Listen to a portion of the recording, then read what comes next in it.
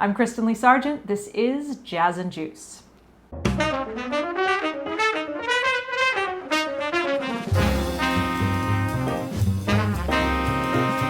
Welcome to Jazz and Juice in July. I'm really excited to share with you this month's selections. So we have a musical piece from Mary Lou Williams meeting a wonderful Chenin Blanc from Savinière in France from Domaine du Closel.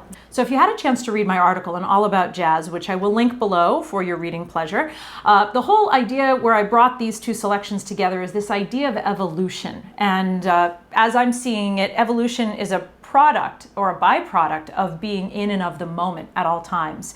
And there's no better musical example of that than Mary Lou Williams. When you look at her career writ large, it's incredibly stunning and also really clear that she was always in and of the moment that she was in. She rightfully said that she played through eras most other musicians only lived through. For example, she started her career at 19 with the Andy Kirk Orchestra and played piano, arranged and composed for Dizzy Gillespie, Benny Goodman, Duke Ellington, moves into the bebop era, being both a teacher and a creator.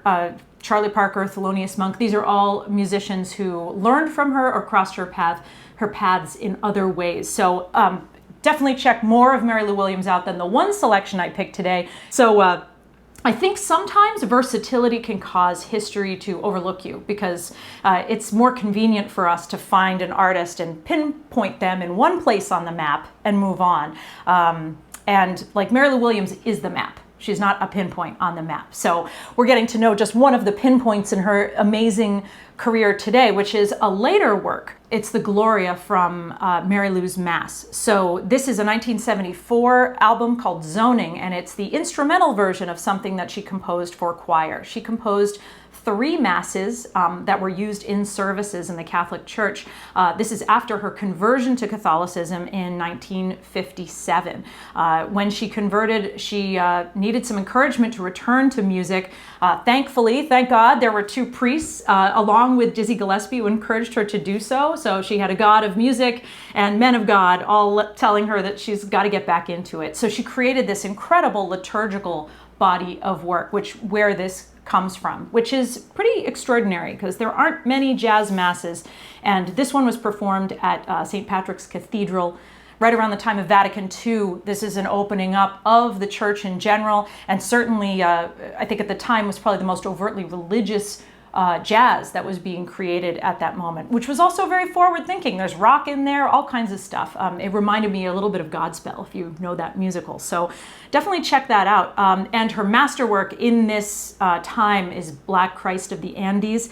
I wanted to choose it because it's so beautiful and incredible, but it doesn't match the wine. This has a lot of energy and exuberance and a great groove that carries it all the way through. So I encourage you to check it out. You can hear in Mary Lou's language all the different facets of where she's coming from, both from history and looking forward. So I can't believe I've been sitting with this wine and not tasting it or talking about it yet. So our wine has its origins in divinity as well. So like most of the wines from the Old World and even from California, they owe their early origins to monastic orders. And I'm very excited to get into this in the podcast. So put a little bookmark there because I'm reading Monks and Wine, and I can't wait to get a little more granular when it comes to where the wine comes from. So although this wine has its origins in the church, now it's in a completely different place. This Domaine du Closel is run by Evelyne Dupont-Briand, who is the 3rd female to run this historic estate in the maternal line. She has served as the president of Savinière, as did her mother before her, and not only has a great history with the region, but also very forward-looking in her techniques. She's brought in biodynamics and organic certifications and lots of other vineyard practices that really bring to the fore the purity of what can happen, what can come out of Savinière. I love this quote that she gave because I think it really speaks to how we want to approach wine and jazz within the context of Jazz and Juice. She says, "We are not businessmen, we're artists. You have to drink our wines as you would visit a museum. But if we are stuck in our heritage, we will become a museum." So it's this sense of history without being too married to history, which is where evolution, I think, really comes out of. And this wine has such a freshness and vibrancy. It certainly speaks to that being true. So for me, this wine, the acid in this wine is kind of like the groove in the Mary Lou tune, where it brings you through an entire experience of the fruit and the other flavors.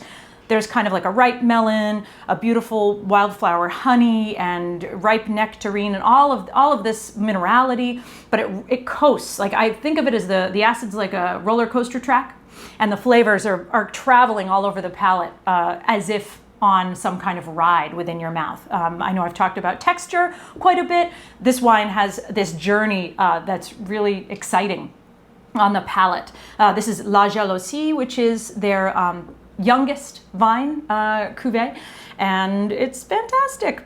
Savennières is really interesting too. It's one of these regions that doesn't have, people have found it difficult to like find one exact thing that Savennière is. Same thing with Chenin Blanc.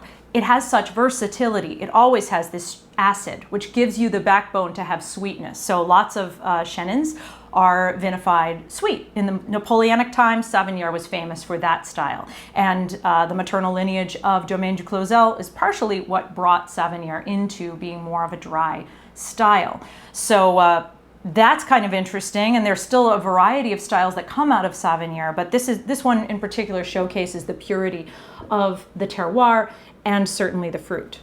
So whether we're talking about Savennière, whether we're talking about Chenin Blanc, whether we're talking about Mary Lou Williams, we're talking about very versatile, extraordinarily fascinating subjects that don't lend themselves to easy, pat descriptions. So I think both this piece of music and this wine open up the gateway to more exploration, and I love that we get to discuss two really important women in industries that don't necessarily showcase them very often. So more to discuss in the podcast, but I hope you've enjoyed this. I hope you can find yourself some Savennière of any description, and cheers.